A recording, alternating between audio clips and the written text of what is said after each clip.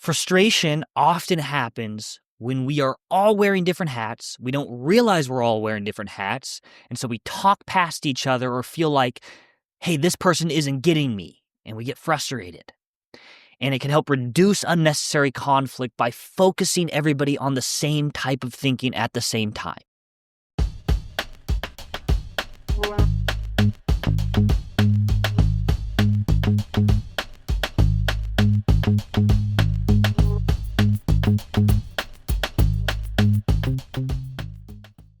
Folks, welcome back to the Managing with Mind and Heart podcast. I am Ethan Nash, CEO of this little and mighty company that is called, Nash Consulting.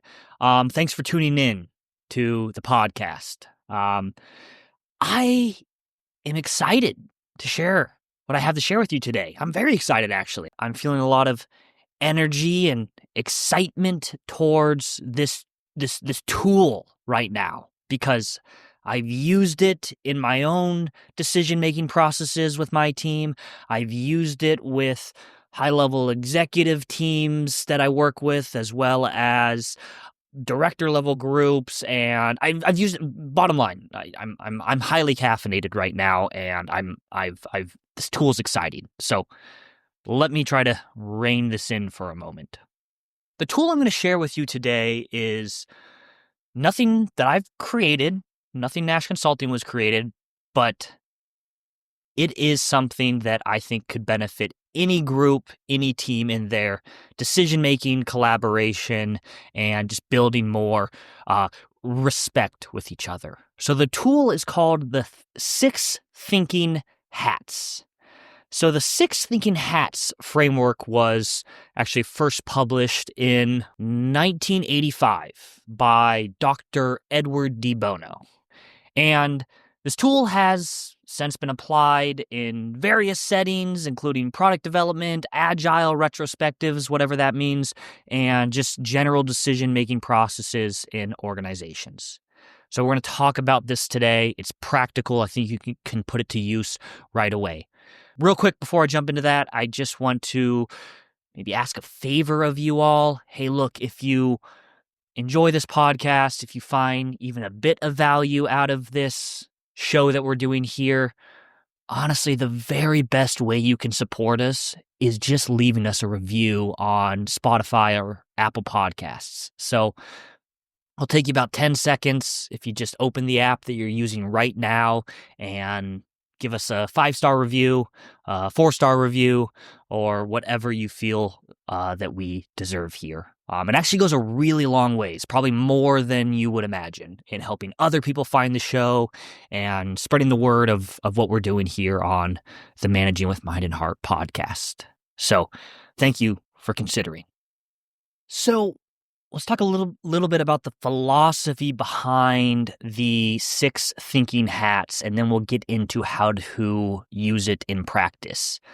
So this tool, it's basically designed to guide collective thinking in a group and improve the team synergy, really, by leveraging our different styles.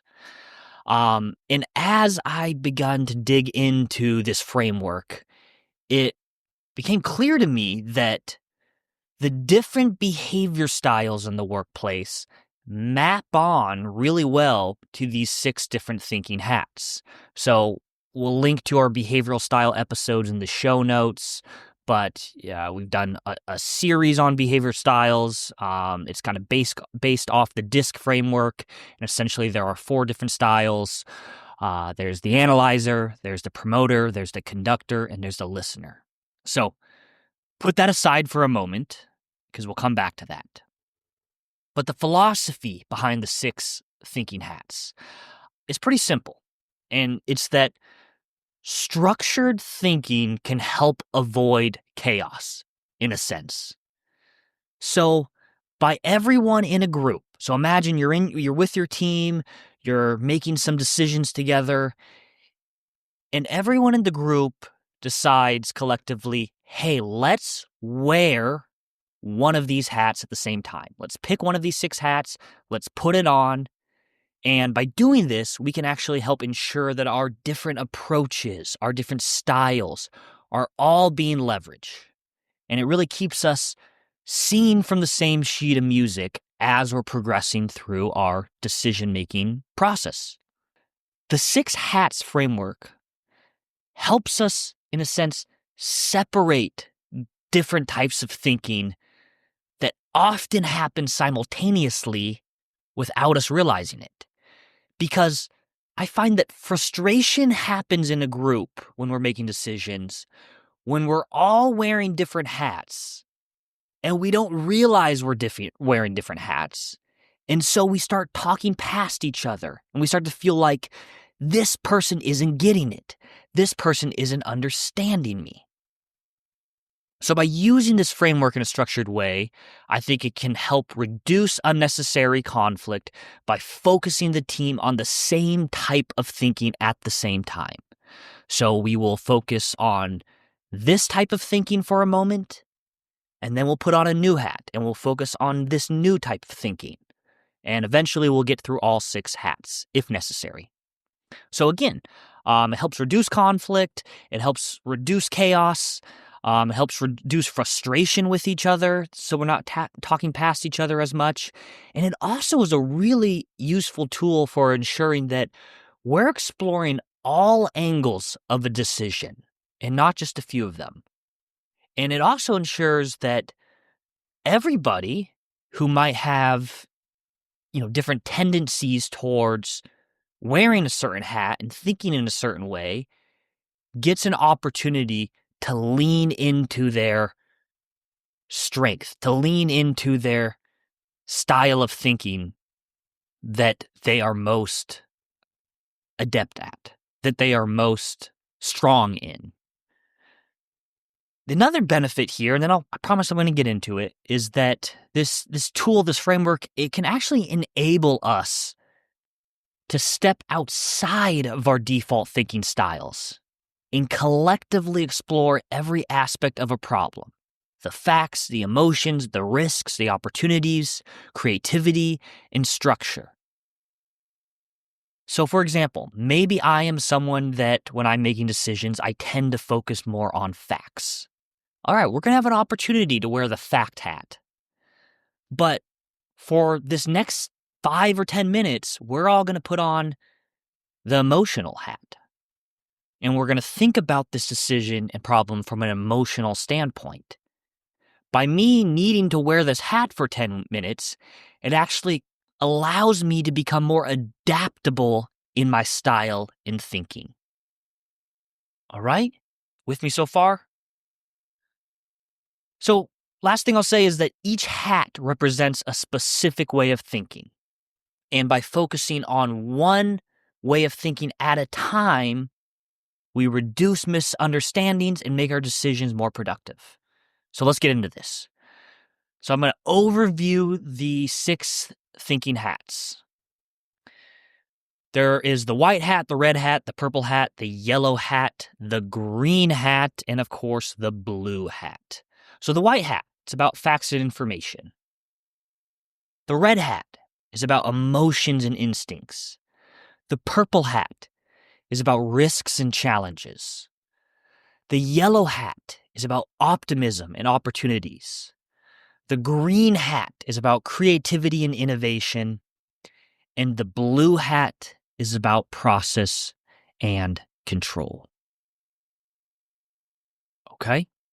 So let's come back to the first one, the white hat. The white hat is about facts and information. So as I'm explaining this in more detail, just imagine you and your team are working through a decision. And maybe it's a somewhat challenging decision, a fairly consequential decision. So I imagine you're in this room with your team. And we say, everybody, let's start by putting on the white hat. What are the facts and what are the information? So the white hat focuses on the objective facts and available data. It's about what we know, what we need to know, and how to get that information to make a good decision here. So questions that are being asked while wearing the white hat. What are the facts? What data do we have available? What information is missing? So facts and information, all right? So we're exploring this together as a group. Everybody's practicing thinking through the facts and information lens, the white hat. Now, we'll say, all right, group, good. Let's rotate hats. Everybody put on the red hat. The red hat is about emotions and instincts. So the red hat represents gut feelings and emotions. It taps into that type of intelligence that we have, what our intuition tells us. So this hat works to validate subjective input without needing a whole lot of justification. So questions that we might ask while wearing the red hat. So how do we feel about this so far, folks? How do we feel about this decision? What are our instincts telling us? What is our intuition saying? It's all about the emotions and instincts. Folks, we got to be able to tap into that side of ourselves as well. All right, so we all wore the red hat. Now we're saying, all right, great, let's put on the purple hat. The purple hat is about the risks and challenges. This is a critical perspective because it helps us identify those risks, those weaknesses, those potential downsides of this decision and potential routes we might choose to go. This is essential for helping us avoid blind spots. So we might ask questions like, hey, what could go wrong here? What are the risks? What are the downsides? All right, now everybody put on their yellow hat. Their yellow hat is about optimism and opportunities. The yellow hat focuses on the positives, the benefits, the potential. It's about asking, what's the best case scenario here? What's the potential benefit? What opportunities could arise? All right. Now we're going to put on the green hat. The green hat is about creativity and innovation. It encourages brainstorming, new ideas, alternative solutions. It's a hat for thinking outside of the box. Here we're going to ask questions like, what new ideas can we devise? What are some alternatives? What new approaches could we consider here? All about creativity. And then last but not least, we would put on the blue hat. The blue hat is sometimes described as the managerial hat or the process and control hat. So this hat, it oversees the thinking process. It's ensuring we stay organized, on track, and eventually move forward. So as we're wearing the blue hat now, we'll ask questions like, all right, now what is the focus? What is our plan now moving forward? How do we prioritize and move forward? All right. So we got these 6 thinking hats. One more time. We have facts and information. We have emotions and instincts. We have risks and challenges. We have optimism and opportunities. We have creativity and innovation, and process and control. Now, I've used and seen this tool be used in various ways. Sometimes it's used in a more systematic way, like we're going to start with the white hat, move to the red, purple, yellow, green, and then finish with the blue. And so, again, systematic like that. I've also seen it being used kind of more ad hoc, where we're talking, then somebody says, hey, folks, for a moment, can we just put on the yellow hat and talk about what's the best case scenario here? Talk about the opportunities that can come from this, the positives. And then at a different time, someone might say, hey, I think we're all wearing different hats. For a moment, can you humor me? Can we just wear the white hat for like 5 minutes? What are the facts? What data do we have? What information is missing? But I think the point with all of this is that whether you choose to approach this systematically or kind of put on the different hats as you see fit in kind of more random order, the point is that when you're making these decisions, you at least try every hat on one time or maybe multiple times. Because again, this allows you to, as best as you can, remove any blind spots you have around your thinking and decision making. And it allows everybody in that group to tap into their strongest, most kind of default way of thinking, to utilize their strengths in that regard. Now, I mentioned earlier that this framework, I see that it pairs seamlessly with the 4 different behavioral styles. And it gives each team member permission to contribute in ways to the discussion that aligns with their natural tendencies, while also challenging them to explore other modes of thinking.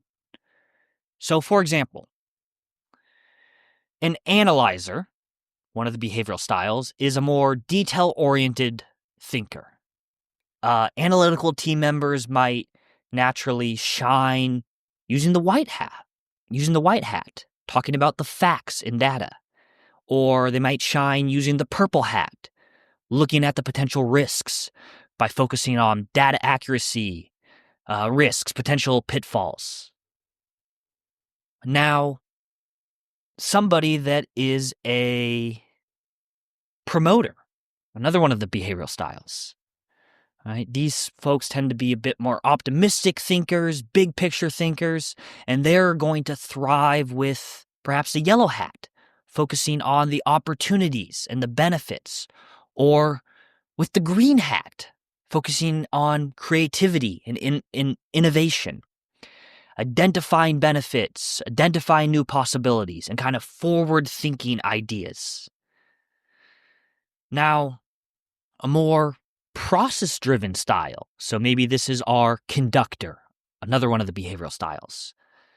They might naturally align with the blue hat, which is the process and control hat, helping manage the discussion and helping ensure that the team stays on track. Now, the listener, another behavioral style, they're more relational. They're more empathetic communicators, and they may be more drawn to the red hat, the emotions, and helping to kind of validate the team's intuition or emotional responses. So again, I just find it interesting that the behavioral styles show up here. And this tool, the 6 thinking hats and the structured way of making decisions allows us to tap into everybody's unique style. And it allows each style to be more adaptive in their thinking. So each behavioral style gets dedicated space to contribute, which prevents what often happens in a group, which is kind of dominant tendencies from certain styles, kind of overshadowing the other perspectives. For example, if we're not careful and we're not thinking in this way, we might overemphasize risks or overemphasize optimism, and we have blinders on when we're making decisions. So I really do believe, and I've seen this tool lead to way better decision making. Okay? So to wrap this up, to emphasize again a few key points with this. Frustration often happens when we are all wearing different hats. We don't realize we're all wearing different hats. And so we talk past each other or feel like, hey, this person isn't getting me. And we get frustrated. And it can help reduce unnecessary conflict by focusing everybody on the same type of thinking at the same time. It also ensures we explore all angles of a decision, which helps minimize any blind spots. And it leverages our different styles and thinking tendencies. So think of this as a tool for intentionality. It doesn't replace natural discussion, but it can help guide them. And again, use it systematically or use it flexibly. We're wearing different hats. Maybe we can all try to wear one at a time. Or, hey, let's try this hat on for a bit. Or, hey, let's walk through each thinking hat one at a time. Now, as you're processing this new tool, maybe you're thinking about, hey, what is your favorite hat to wear? And how can you maybe put yourself in a position where you get to leverage that style of thinking, that hat, more readily? And where might you have an opportunity to try on some other hats to expand the way you think through decisions? So as a team, I encourage you to consider using this tool or at least experimenting with it for high stakes decisions or when trying to tackle complex challenges together. All right, so one last time, our 6 thinking hats are the white hat, which is about facts and information, the red hat, it's about emotions and instincts, the purple hat, which is about risks and challenges, the yellow hat, which is about optimism and opportunities, the green hat is creativity and innovation, and the blue hat is about process and control, or the managerial hat. So there you have it. And folks, I'd love to hear your thoughts on this. Let me know, and let us know at Nash Consulting if you have another way of thinking about how to use these 6 thinking hats. Maybe if you've experimented with it and you want to share some of the results of that experiment. How did it work for you? How did it not work? So again, I would love to hear your thoughts. Send us an email at contact@nashconsulting.com or go to our social media. Tag us there with some of your ideas and thoughts. We're on Instagram, we're on Facebook, we're on LinkedIn, so you can find us kind of all over the internet machine. And I will leave it at that today. Bye for now.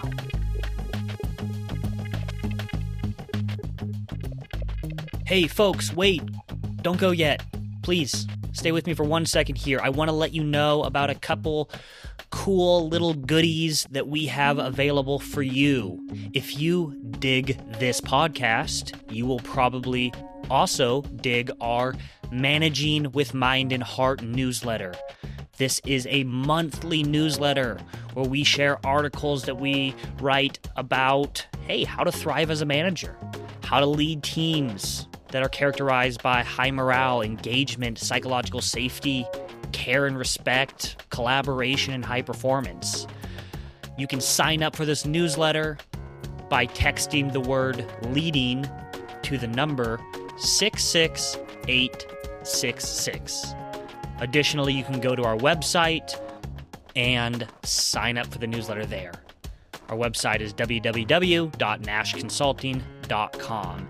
And of course, if you're not already aware, we have our cornerstone program for leaders and managers, and it is called Managing with Mind and Heart. Go figure. This program is something that we often bring into organizations to work with all their leaders on helping them get aligned and singing off the same sheet of music with best practice management skills and behaviors. We've brought this to hundreds of organizations at this point with really good results.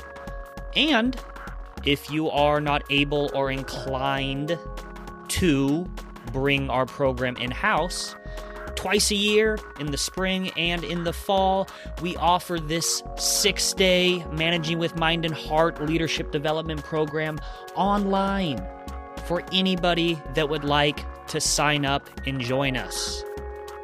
To learn more about this online course and to register, you can go to our website. Once again, that's nashconsulting.com. Or send us an email at contact@nashconsulting.com. All right, that's all. That's it. See you later. Bye.